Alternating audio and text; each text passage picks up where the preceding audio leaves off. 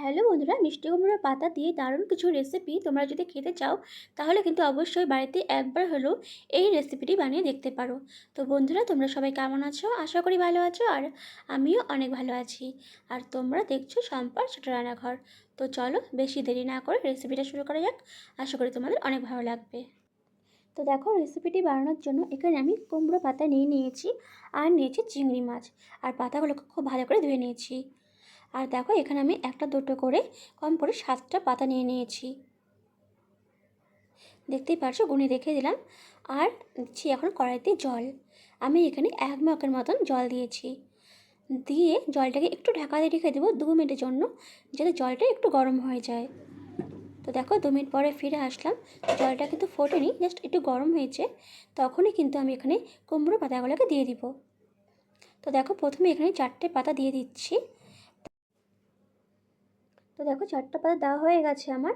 আর উপর দিকে এখন আমি দিব অল্প একটু পেঁয়াজ, 2টো কাঁচা লঙ্কা, 5টার মতন রসুনের কোয়া। আর বন্ধুরা, তোমরা কে কেমন ঝাল খাও সেই অনুযায়ী কিন্তু এখানে লঙ্কাটা দিবে। তো দেখো, দেওয়ার পর এখানে আমি 3টে মিষ্টি কুমড়ো পাতা আবার উপর থেকে ঢেকে দিলাম। ঢেকে দেওয়ার পর ঢাকনা ঢেকে দিচ্ছি। কম করে 2 মিনিটের জন্য আমি খুব ভালো করে এটাকে ভাপিয়ে নিব। তো দেখো, 2 মিনিট পরে ফিরে আসলাম। এখন কিন্তু অল্প একটু সেদ্ধ হয়ে গেছে পাতাগুলো। এখন আমি একটা খুন্তির সাহায্যে নামিয়ে নিব। আর বন্ধুরা, মনে রাখবে যখন পাতাগুলো তুলবে জল যদি একটুও না থাকে। তো দেখো, বাকি যে রসুনটা ছিল সেটাও কিন্তু আমি তুলে নিচ্ছি। তো দেখো, তুলে নিয়েছি। আবারও কড়াই বসিয়ে দিয়েছি। দেওয়ার পর এখানে দিয়ে দিলাম সর্ষের তেল। তেলটাকে আবার একটু ভালো করে গরম করে নেব।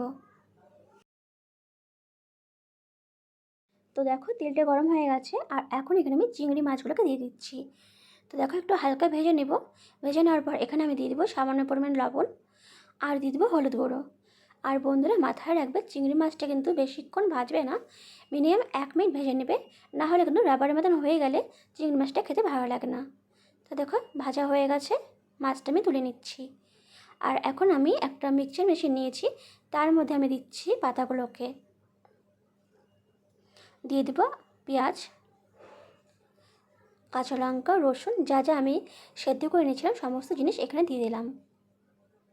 আর সবশেষে এখানে দিয়ে দেবো আমি চিংড়ি মাছগুলোকে।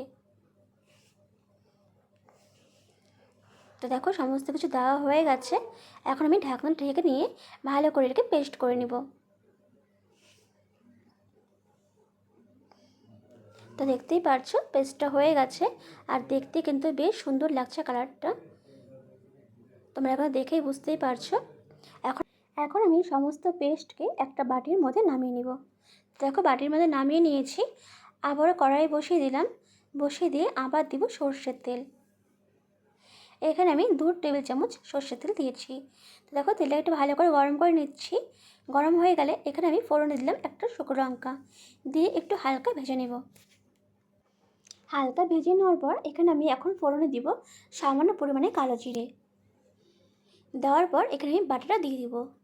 দিয়ে এখন 2 থেকে 3 মিনিট খুব ভালো করে ভেজে নিতে হবে। বেশি ভাজলে কিন্তু খেতে ভালো লাগবে না।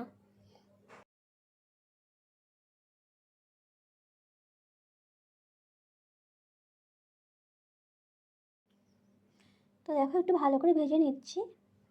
ভেজে নেওয়ার পর এখানে আমি দিব সামান্য পরিমাণে লবণ। লবণটা তোমরা অবশ্যই বুঝে দেবে কে কেমন লবণ খাও সেই অনুযায়ী। দেখো, দেওয়ার পর আবার একটু ভালো করে ভেজে নেব।